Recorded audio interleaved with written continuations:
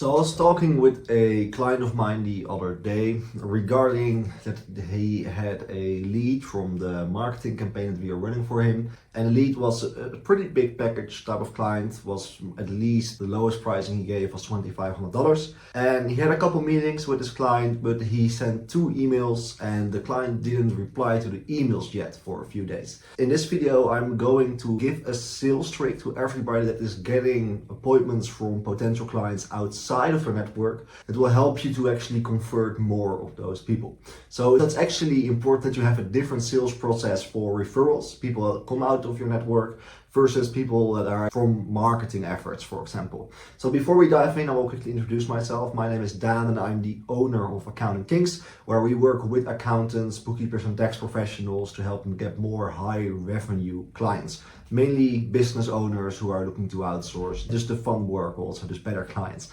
And I make these videos, I give away everything for free, simply because I want to help more accountants. I know that a lot of you watching these videos have a great service, but you probably don't have all the time or the expertise to actually find new people outside of your network, which is unfortunate because many people can actually benefit from your services. So without further ado, let's dive into the subject of today's video, which is a trick that will help you convert more people. So something that you need to realize is that if you are running a marketing campaign for your firm, where you're doing efforts with posting content online or sending messages on LinkedIn, and you are generating leads, that those leads need a different sales process and a different approach versus the people that are from your network. Because the leads that you will generate from marketing efforts, they don't owe you anything, they don't know you, and there's just a smaller percentage of conversions with those people. The reason for this is because the leads from referrals are already sold on you. Someone else that they know, like and trust is actually referring you to them, and most of the times they're already sold on you to become their accountant, bookkeeper or tax professional.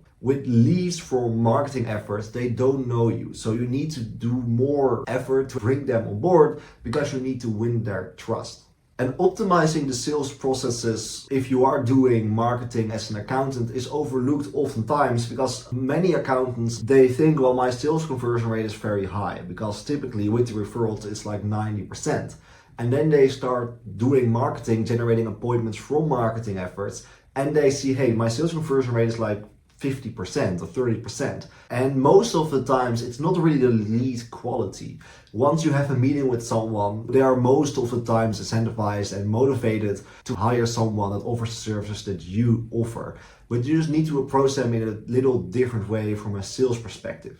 So the client that I was talking about earlier, where he was kind of being ghosted by this prospect, well, the prospect was about to pay him an awesome retainer for like advisory services also, which is pretty fun for most accountants to deliver on. He was being ghosted, and I told him that most of the business owners especially, they come to an accountant because they don't like to do the accounting work, but most of the times they don't have the time and a lot of chaos right now.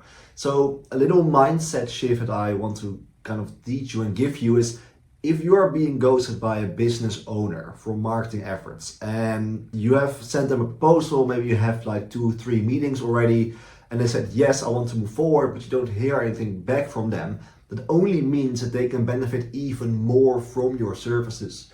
Because they are probably ghosting you because they have a lot of chaos in their business right now. They have no time to get back to you. And of course, it can hurt your ego a little bit if you are the accountant that is doing the work, and most of the times the referrals always come to you and they want to work with you. And now all of a sudden you have to do a little bit more effort. But you need to realize that the people outside of your network, they don't know, like and trust you yet, or less than the referrals. And the reason why they came to you in the first place is because they don't have the time and a lot of chaos in their business. So if someone is ghosting you, you need to realize that they are ghosting you not because they don't like you and they don't want to work with you most of the times. They are ghosting you because they have the chaos and no time to get back to you, which means that they need your services even more. So it's definitely worth it to take some more actions with those types of leads to get them on board. Because then if you actually get them on board, they even appreciate you more for following up on them, for staying consistent with them. Their satisfaction is even higher and they are going to bring you more referrals. referrals that you would not have gotten if you were not going to follow up with them.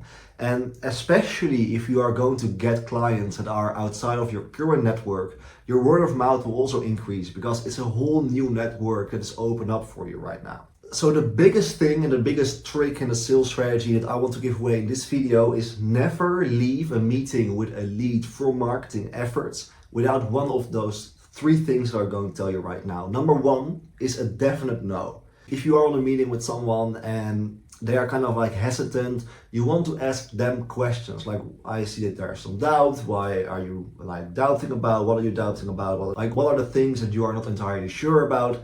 And you want to ask them questions because there are also options that someone is just not interested at all. And then if you are going to take the approach, well, I'm going to follow up on this person, well, they are not interested at all, then you are wasting your time. So you also need to open up the option that they are going to tell you in your face, hey, I'm actually not interested, which is totally fine because this will save you and the potential client a lot of time. So never leave a meeting without a definite no. Of course, there are 2 other options. Never leave a meeting without a yes and also a payment. So oftentimes probably happened to you where you had a lead for marketing or outreach efforts, or maybe even referral, and they said, yes, I want to do this, and then they disappear.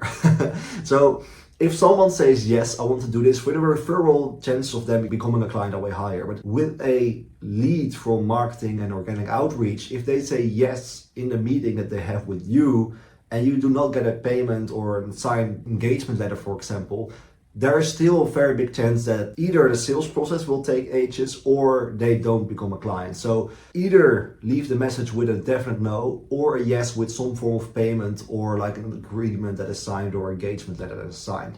Because if someone actually wants to become a client, there's no reason for them to not pay or sign. If someone says, yes, I want to become a client, and then they leave without a payment or an actual action to become a client, it actually doesn't make a lot of sense. So you don't want to pressure them into signing or into paying, but it makes a lot of sense that if someone really wants to become a client, that they are going to pay you on the meeting or sign an engagement letter on the meeting. And this will help you to also save time with people that say, yes, I want to become a client.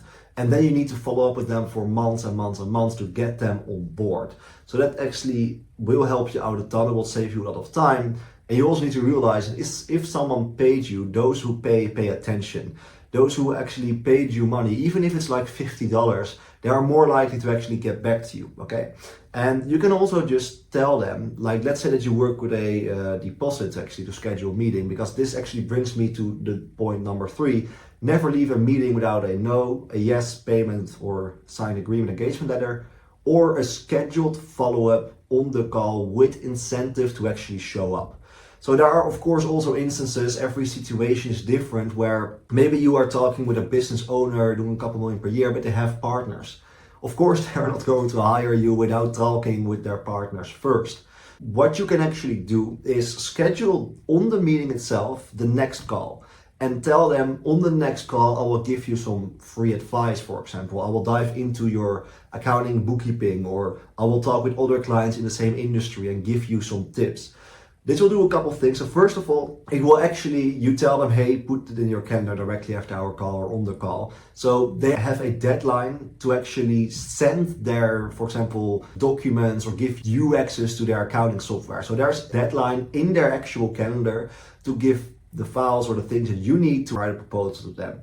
Second of all, they actually promised you to show up to the meeting. And if people make promises, most of the times they always want to keep them because they will feel bad if they break the promises. And then number 3, why it's important to schedule a meeting on the call is because people will forget to reschedule. They are not going to reach out to you because, again, remember, they have the chaos and no time, and that's why they made a search on Google or they opted into your Facebook or LinkedIn ad.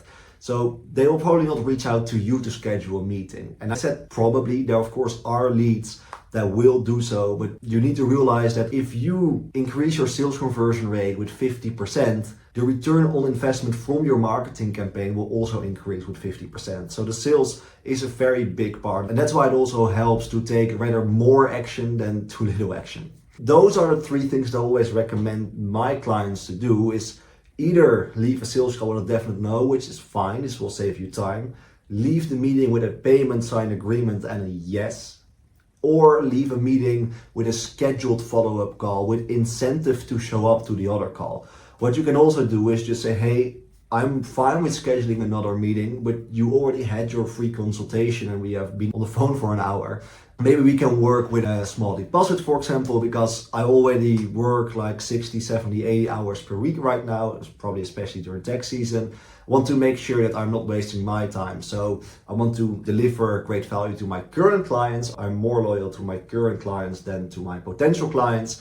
And to make sure that I can still deliver a great quality service to them, I want to make sure that I'm not wasting my time. And you will actually see that if you are positioning that kind of stuff with asking for a payment or a signed agreement in a way where it makes sense and is even beneficial for them, of course they will do it. Because would you rather work with someone that is giving discounts to potential clients but keeping the same price with current clients, or work with someone that is loyal to its current clients and is basically not making changes to potential clients? Of course, if you are talking to someone and you are discussing I potentially want to become a client, it just shows to you, if they're not going to make exceptions, that they are also not going to make exceptions and basically be a fair business owner to you if you are a current client.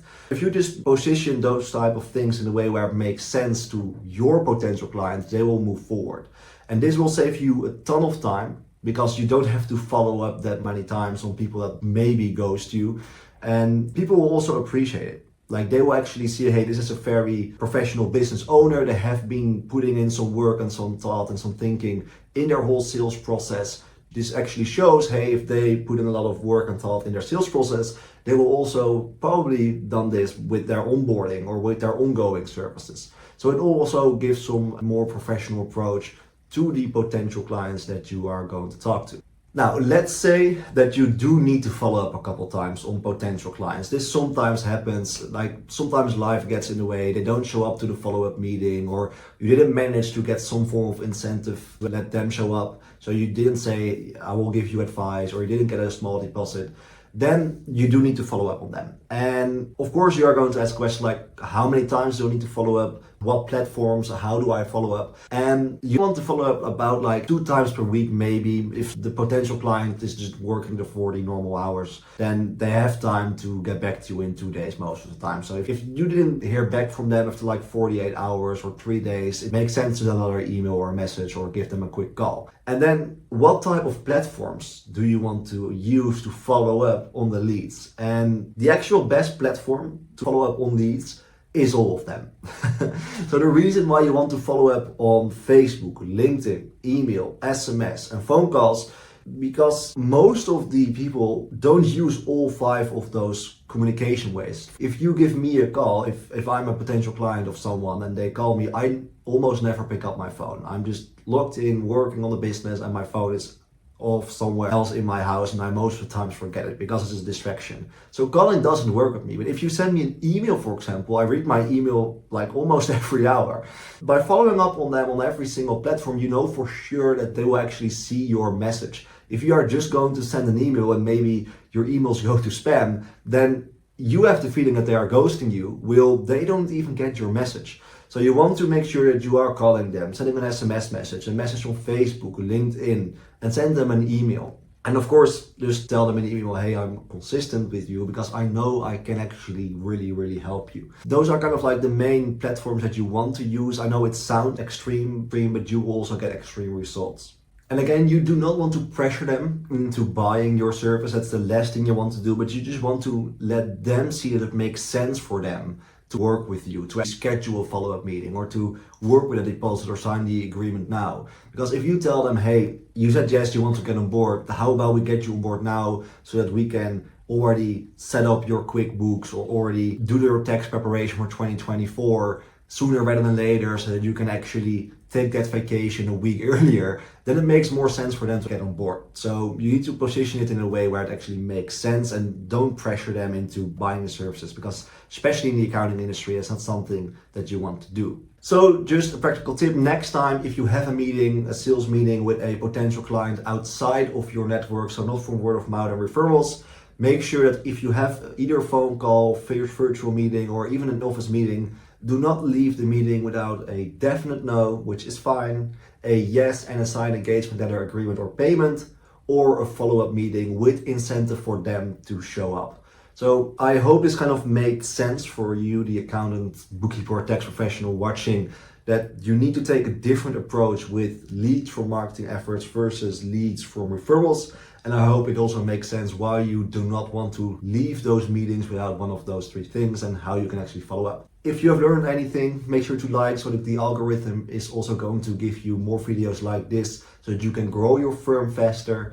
If you have any specific questions, leave them in the comments and subscribe if you do not want to miss any videos. And if you are an accountant, bookkeeper, or tax professional and you want to grow your firm faster with better clients, but you do not really have the time or the expertise to do this yourself, there's a link in the description where I basically explain the results of our clients, and you can even schedule a meeting with me or someone from my team where we'll give you some tips and also explain how we work and also explain how we can potentially work with you. We basically have an offer where we do not profit until you do so. I know for sure it works and I know for sure it will also work for you. So thank you again so much for watching the video, and I will see you in the next one.